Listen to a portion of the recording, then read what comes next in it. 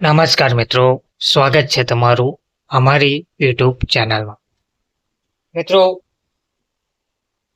GRD અને SRD મહિલા સભ્યોની ખાલી રહેલ જગ્યા પર ભરતી કરવા અર્થે મહત્વની અપડેટ સામે આવી છે.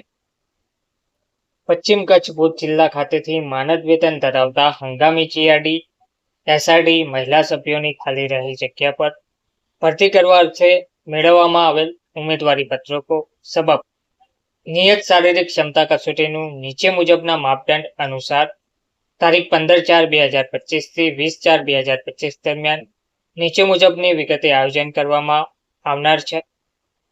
જેમાં પુરુષો માટે માપદંડ છે ઊંચાઈ 162 સેન્ટીમીટર, વજન 45 કિલોગ્રામ.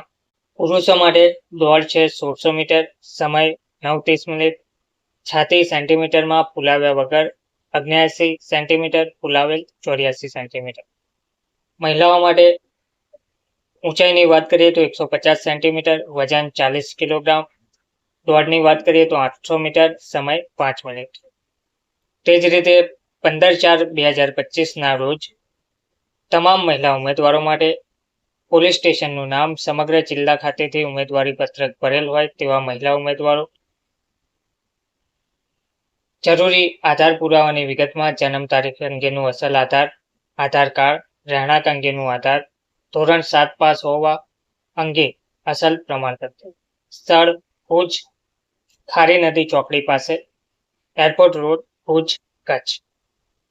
મુદ્રા તાલુકા હેઠળના પુરુષ ઉમેદવારો માટે મુદ્રા, મૂલ મરીન અને પાકઘર, તેમાં પણ જરૂરી આધાર પુરાવાની વિગતો સેમ રહેશે, સ્થળ સેમ રહેશે.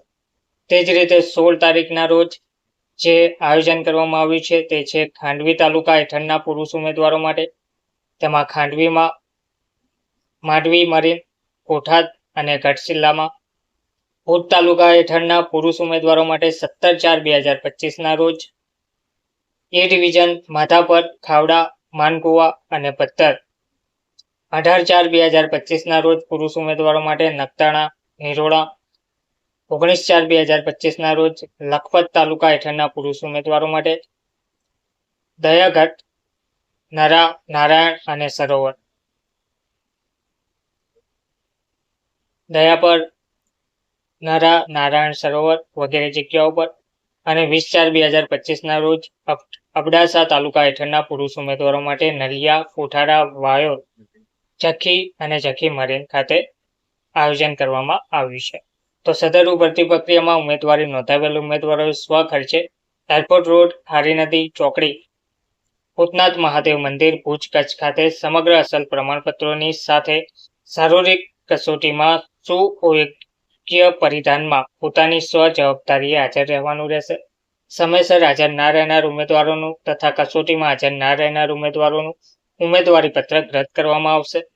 ઉમેદવારશ્રીઓએ ભરેલ ઉમેદવારી પત્રક અનુસાર કોઈ પણ સંજોગોમાં આકસ્મિક ઘટનામાં સમગ્ર જવાબદારી તેઓની રહેશે, જેની નોંધ લેવા વિનંતી છે. કોઈ પણ પ્રશ્ન ઉપસ્થિત થયેથી અંતિમ નિર્ણય પોલીસ અધિક્ષક શ્રી પશ્ચિમ કચ્છ ભુજનો રહેશે.